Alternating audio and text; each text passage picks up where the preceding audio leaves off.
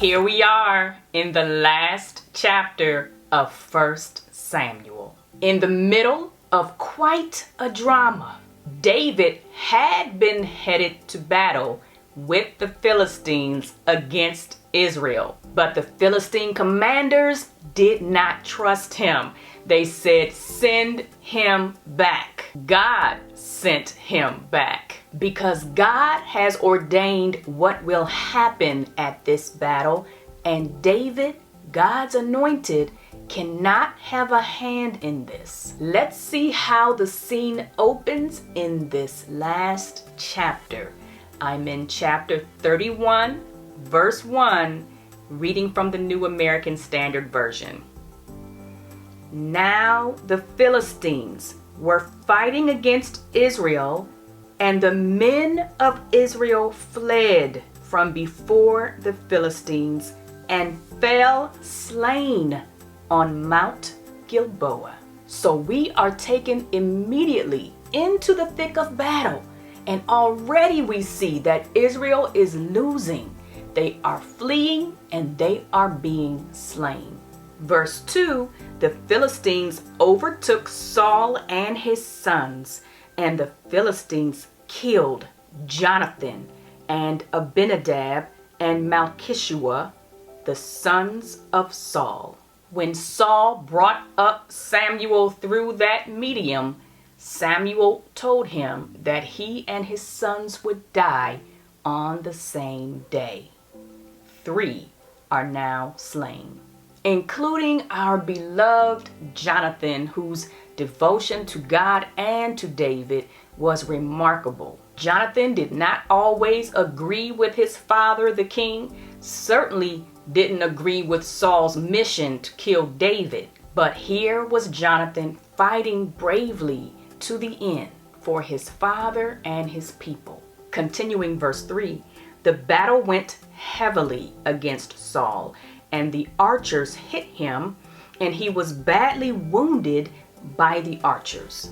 Then Saul said to his armor-bearer, "Draw your sword and pierce me through with it. Otherwise, these uncircumcised will come and pierce me through and make sport of me." But his armor-bearer would not, for he was greatly afraid. So Saul took his sword and fell on it.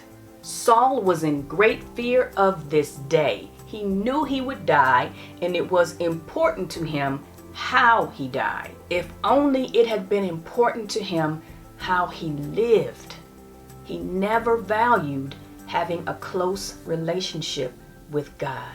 Continuing verse 5, when his armor-bearer saw that Saul was dead, he also fell on his sword and died with him. Thus Saul died with his 3 sons, his armor-bearer, and all his men on that day together. God had told Saul that because of his disobedience, his kingdom would not endure. This is as God said. Continuing verse 7, when the men of Israel who were on the other side of the valley, with those who were beyond the Jordan, saw that the men of Israel had fled, and that Saul and his sons were dead, they abandoned the cities and fled. Then the Philistines came and lived in them. It came about on the next day, when the Philistines came to strip the slain, that they found Saul and his 3 sons fallen on Mount Gilboa. They cut off his head and stripped off his weapons and sent them throughout the land of the Philistines to carry the good news to the house of their idols and to the people. Remember when David killed the giant Goliath, he cut off Goliath's head. Now they've done the same to Saul. Just imagine if David had been at this battle, taking part in all this. Verse 10, they put his weapons in the temple of Ashtaroth, and they fastened his body to the wall of Beth-shan. Beth-shan is in Israel, just a show of utter disrespect and degradation. Continuing verse 11, now when the inhabitants of Jabesh-Gilead heard what the Philistines had done to Saul, all the valiant men rose and walked all night and took the body of Saul and the bodies of his sons from the wall of Bethshan, and they came to Jabesh and burned them there. They took their bones and buried them under the tamarisk tree at Jabesh and fasted 7 days. The people of Jabesh-Gilead were highlighted in 1 Samuel 11. The Ammonites had besieged Jabesh-Gilead and said they would gouge out the right eye of every one of them. Jabesh-Gilead had sent messengers to Saul, who had just been anointed by God as king of Israel. The Spirit of God came upon Saul when he heard this. He mustered his men and struck down the Ammonites, delivering Jabesh-Gilead. So the people of Jabesh-Gilead remember, and they are grieved by what has happened to Saul and his sons and the way their bodies have been treated. Picture them walking all night to retrieve their bodies and give them a proper burial, and then mourning the loss. So 1 Samuel ends with drama still unfolding. The king of Israel is dead.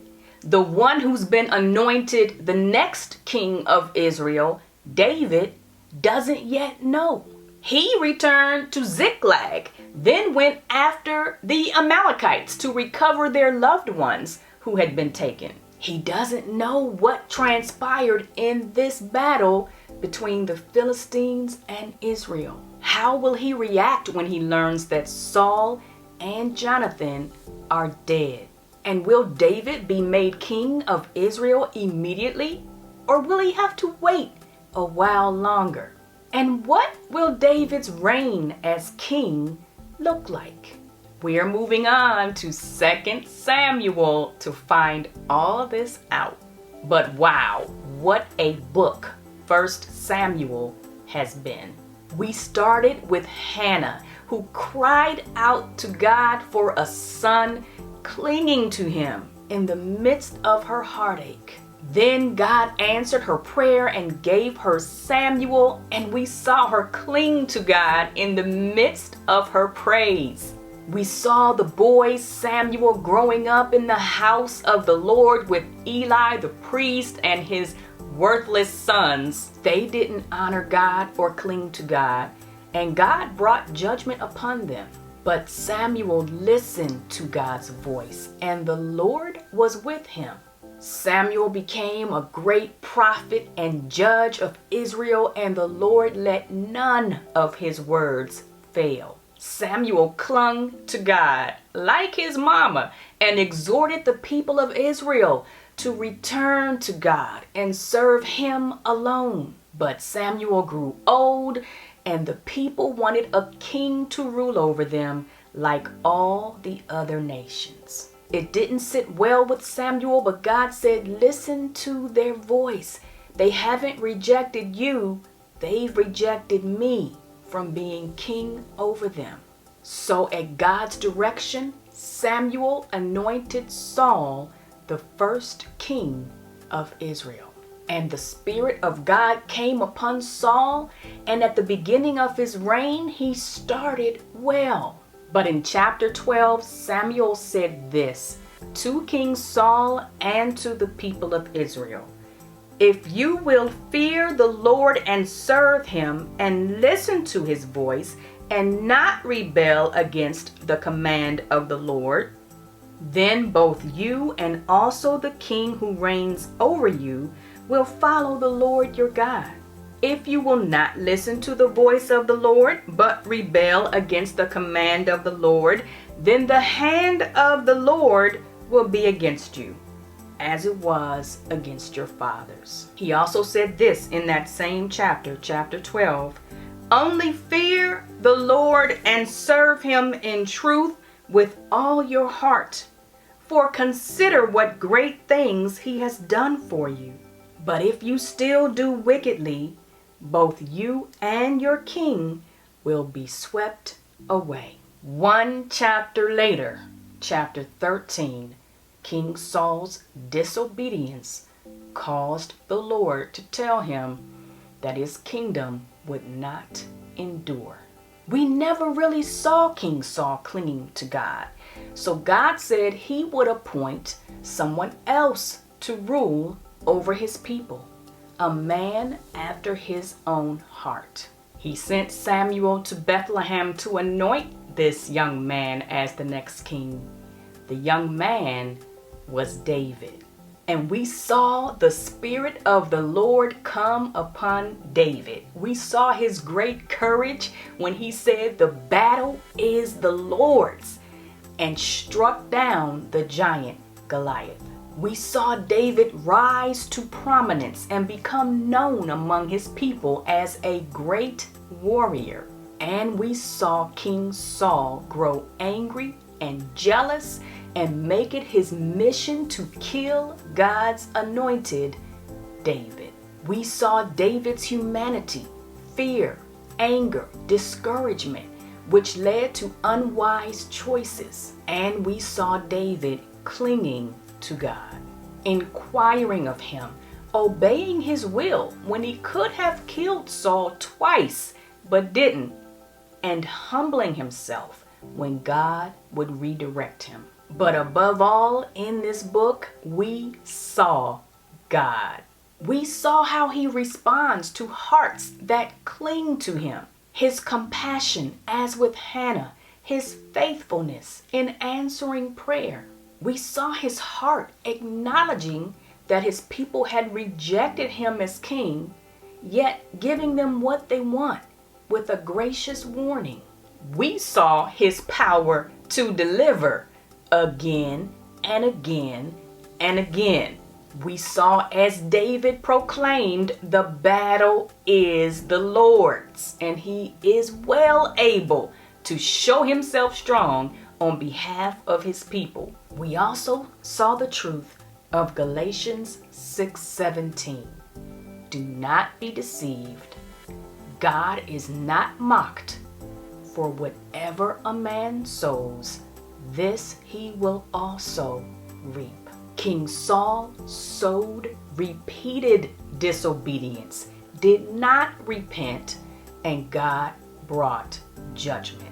The book of 1 Samuel has taught us much about knowing God and clinging to him, and the blessings that come from clinging to him. May God direct our hearts toward him continually. May we seek him continually, quick to repent when we stray from his will. And may we walk in his will with boldness and courage like Hannah and Samuel, Jonathan, Abigail, and David. Believe that he is able to show himself strong. Believe that the battle is his. Believe that he is faithful. May we be faithful to cling to him.